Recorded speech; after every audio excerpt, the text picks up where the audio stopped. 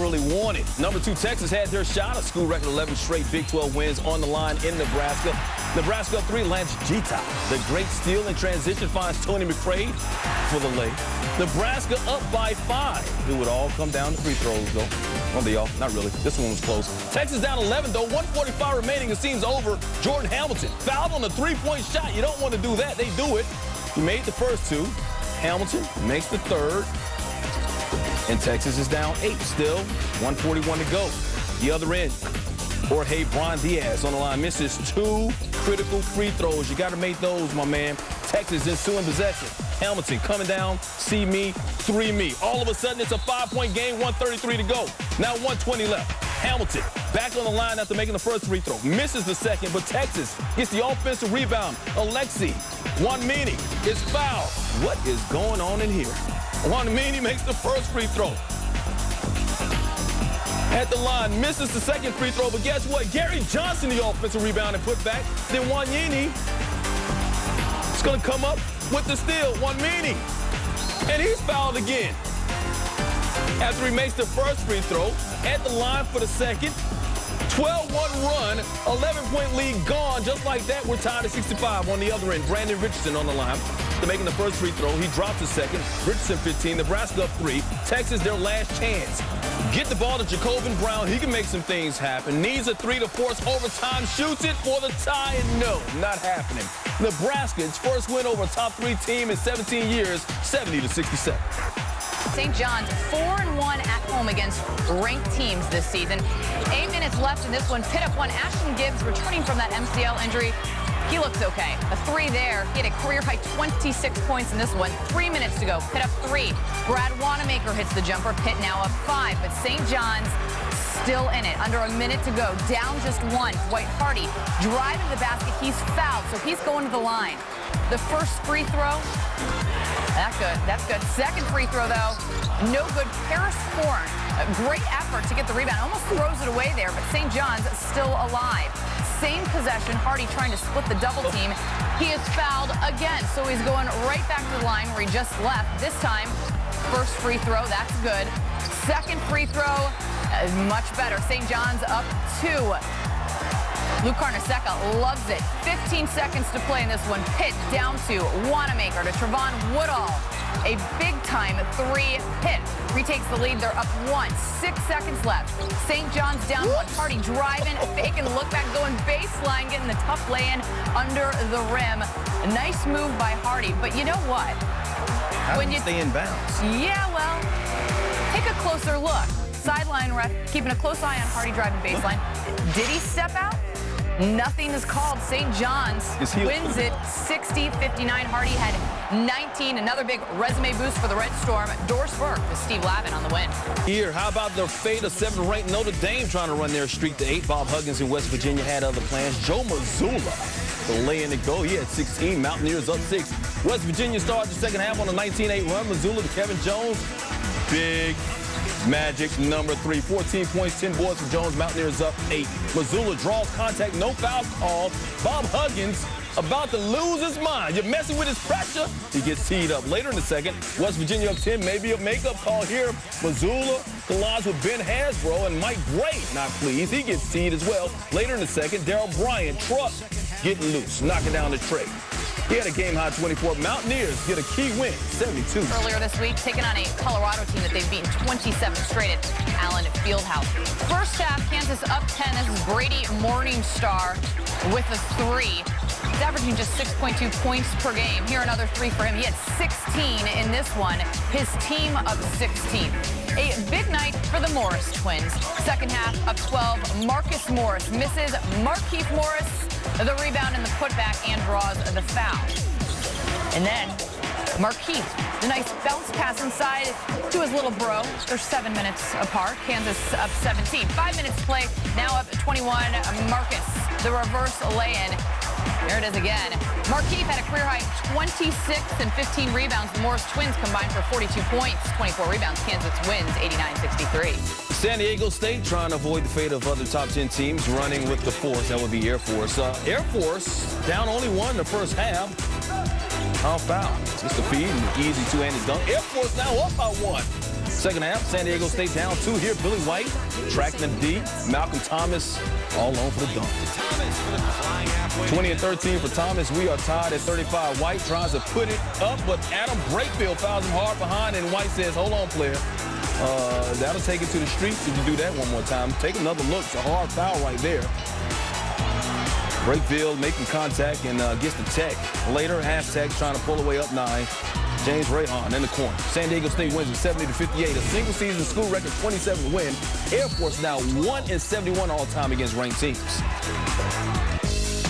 Jimmer Fredette leading 8th-ranked BYU against a TCU team that's on a 9-game slide. First half, Cougars up 7. Fredette transition, pulls up, hits the deep 3, and then later, this time Jimmer off the dribble, steps back. Another long 3. He had 9 points in the first half. The rest of the BYU Cougars also showing off their range. Steven Rogers for 3. BYU up 12.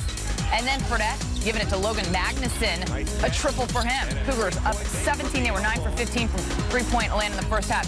Mike, here's something you don't see very often. Jimmer from the corner. That's an air ball. Fredette would hear air ball chants the rest of the game. But with BYU up 17, driving and finishing the tough lay-in there. He had 23 points, 1 air ball. BYU wins at 79-56. Lost to UConn, but taking on a South Florida team that has lost 5 straight. First half, Hoyas going back door. Hollis Thompson using that cut to get free. Jarrell Benjamin finds him for the lay-in. Hoyas would go up 4. To the second half, Georgetown now up 6. Chris Wright, the steal, going all the way for the lay-in. Georgetown up 8. And then going back to their bread and butter. Wright here using a backdoor cut. Austin Freeman's going to find him for the lay-in. Wright finished with a game-high 26, and Georgetown would be up 9. And then Thompson driving the lane. Check out the wild scoop he throws up. It goes. Georgetown shot 51% from the floor. The Hoyas win at 61-55. They won 9 of their last 10. Stay in the Big East. DePaul looking for his first win streak in Big East play in 3 seasons, giving number 14 Villanova all they can handle. Nally clad Jay Wright. Second half, under a minute left. DePaul down 2. Jeremiah Kelly. Jeremiah was a bullfrog. The run-in hook shot tied at 57. So in Villanova possession, Corey Fisher. Shoot the J. Shoot it. Pull up. Knocking it down. Nova up by 2. And so in the DePaul possession, back and forth we go. Under 30 seconds left, Cleveland Melvin to Kelly. Knocking down the 3. Kelly with 25. DePaul up 1. After 2 DePaul free throws, Nova down 3. 10 seconds to play. Fisher off the screen. Clutch. 6 seconds left on the clock. We're tied at 62. And so in the DePaul possession, Kelly for the win. It's too long, and guess where we're going? It's overtime. Nova takes over in the extra session. Under 40 seconds left. Fisher feeds Mukhtar Yaru for the dunk. Villanova up 4. Fisher, career high 34. He once scored 105 in a New York City street basketball game, but that's not college basketball. But it's not over. Brandon Young drains the 3. DePaul down 1. After 2 Fisher free throws, DePaul's final chance. Young for 3 in the tie.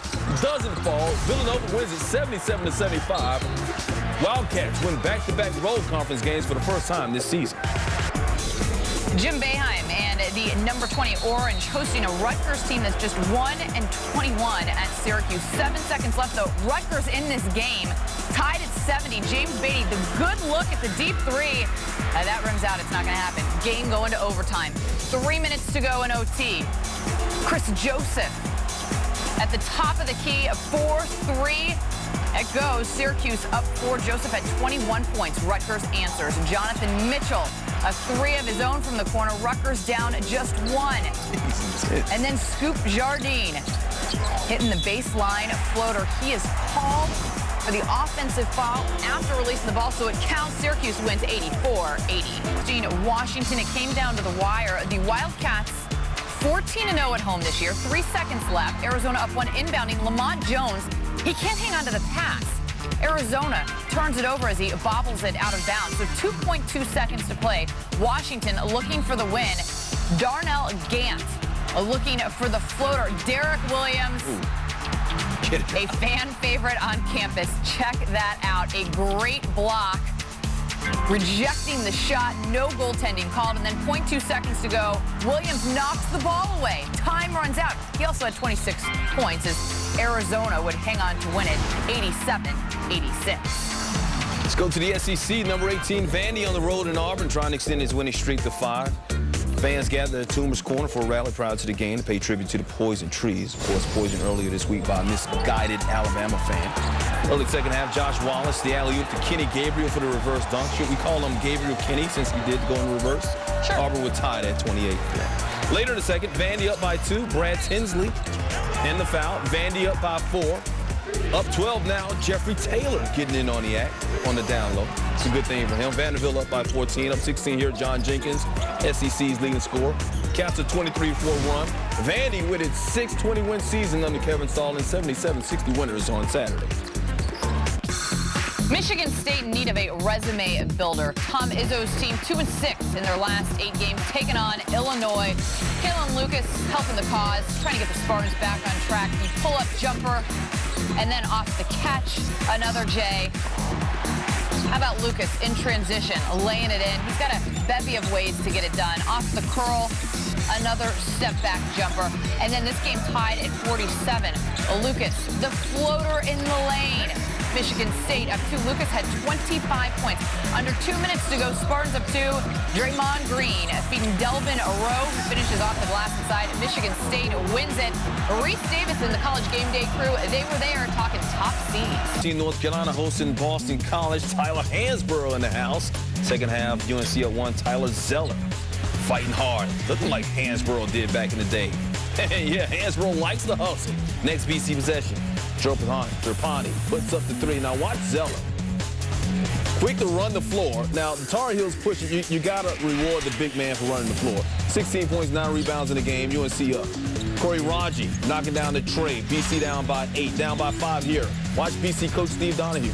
Calling for the play to come to the left. Reggie Jackson knocks down the 3. BC cuts the lead down to 2. Under 10 seconds left. BC down 2. Jackson for the win. No sub.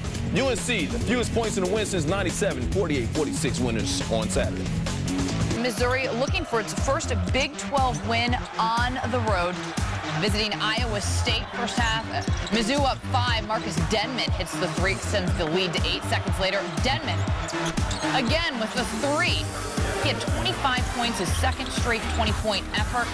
And then Deontay Garrett driving to the bucket for the lay-in. Tie game 58-all. Just over 2 minutes to play off Miss lay-in. Bowers with the putback lay-in. Missouri goes on to win it 76-70. The Tigers have won 3 straight.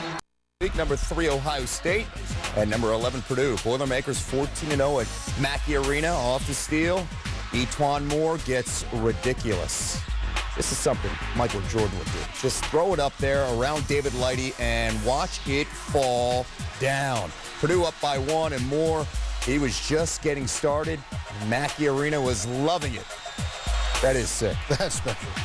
All right, everything working for Moore. Inside game you saw. How about the outside? How about way outside? Purdue up by 4 after that 3. Minute left in the half. Moore. Well, don't leave him wide open because he's feeling it. Purdue now up by 5. Moore from Moore. Little stop, pop, and drop. Moore scored the final 13 Purdue points. So the first half, they were up by 4. Second half, John Diebler, the 3, becomes the all-time Big Ten three-point scorer. He had 11 points. Buckeyes within 3. Then Ohio State, down 8. Jared Sullinger, the freshman in the lane.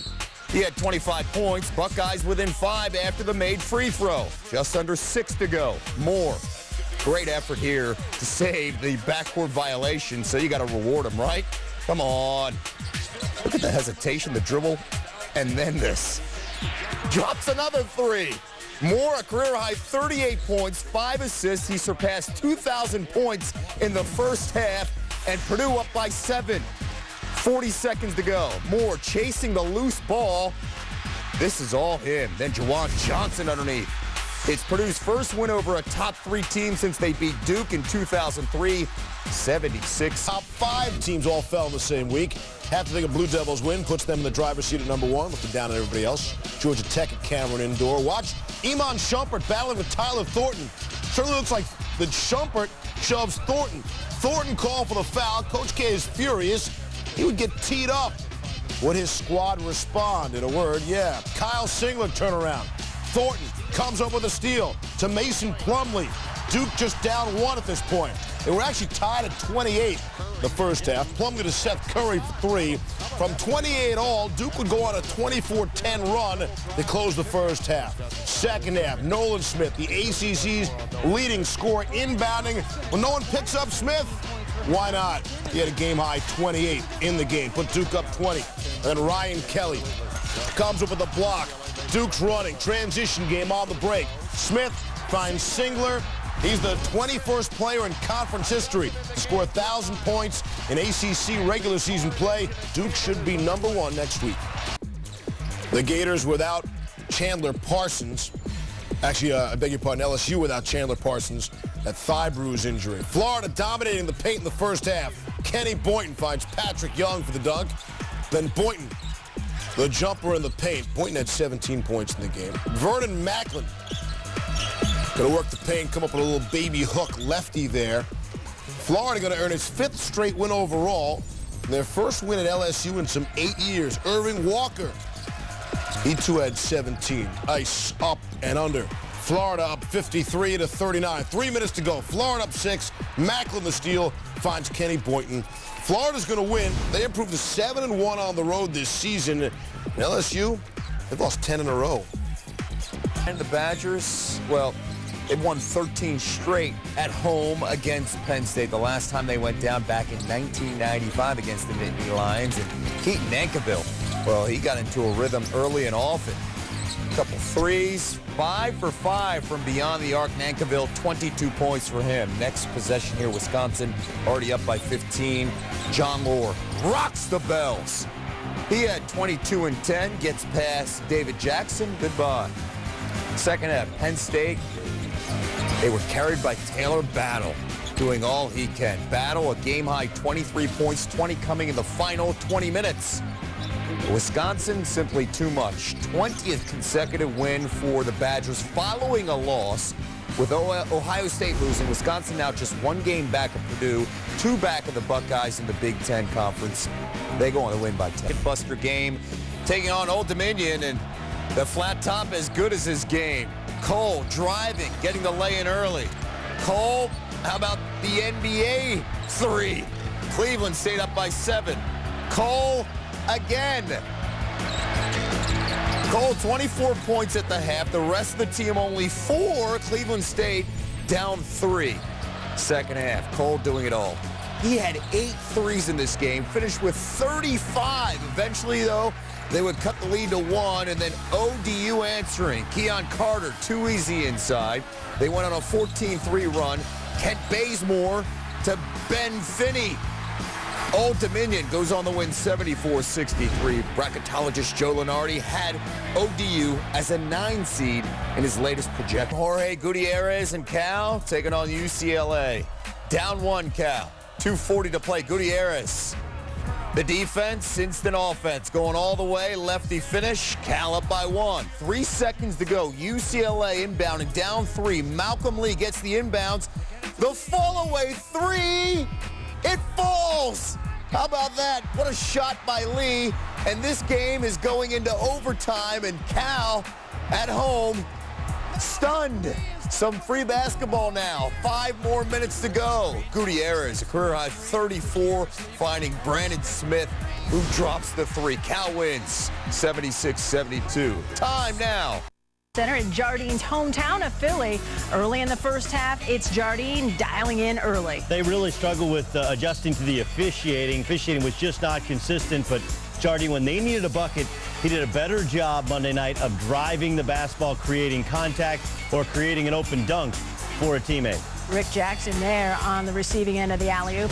Orange up 2 at the break. Yeah, Philly to Philly on the finish. Under 5 minutes to play, Jardine for 3. That's effective. He had 20. Just over 2 to play. It's Jackson working hard down low. Well, they did a good job here of running a set that's intended to get Jackson isolated on the block instead of reversing the basketball. The ball simply goes straight to him, and he finishes over that strong right shoulder. He had 18. Here's Corey Stokes. He had 24. A few plays later, Nova down 1, 20 seconds to play. Jardine finds Dion Waiters open at the other end, and he is hammered by James Bell. And this was rightfully not called an intentional foul, because if you watch, James Bell was going for the basketball. It just looked worse because of how he fell. James Bell was trying to block the shot. That's the appropriate call. Waiters just fell awkwardly on that elbow. He was able to hit both free throws. Less than 15 seconds to go. Nova needs a 3 to tie, and James Bell turns it over on a bad pass. So Syracuse goes on to get the victory by a final count of 69-64. So you can make it 3 straight. 2 of their last 3 coming in. Thomas Robinson back from surgery. Torn meniscus. He missed 3 games. And, of course, Taylor spectating. Robinson getting the standing O. Robinson's first possession, effective. Well, he gives them such great energy. He might actually be their best NBA viable player on this team because he can stretch the defense. He's so athletic. And you know what? Marcus Morris also probably a first-round draft pick, 27 points, 5 rebounds. The versatility, and then you saw Robinson kind of clearing out with his backside, opening it up like the Red Sea. And then it's Tyshawn Taylor's replacement in the starting lineup, Elijah Johnson, 4 for 4 from deep, 15 points. You know, the Vegas transfer, a lot of people, Vegas high school product, a lot of people thought he would transfer because of just not enough minutes. But I think it's an ample opportunity. He ends up taking advantage with 15 points. Kansas up 24 at the break, and adding to it in half number 2, Marcus Morris. Wow. Jayhawks shot 54% from the floor and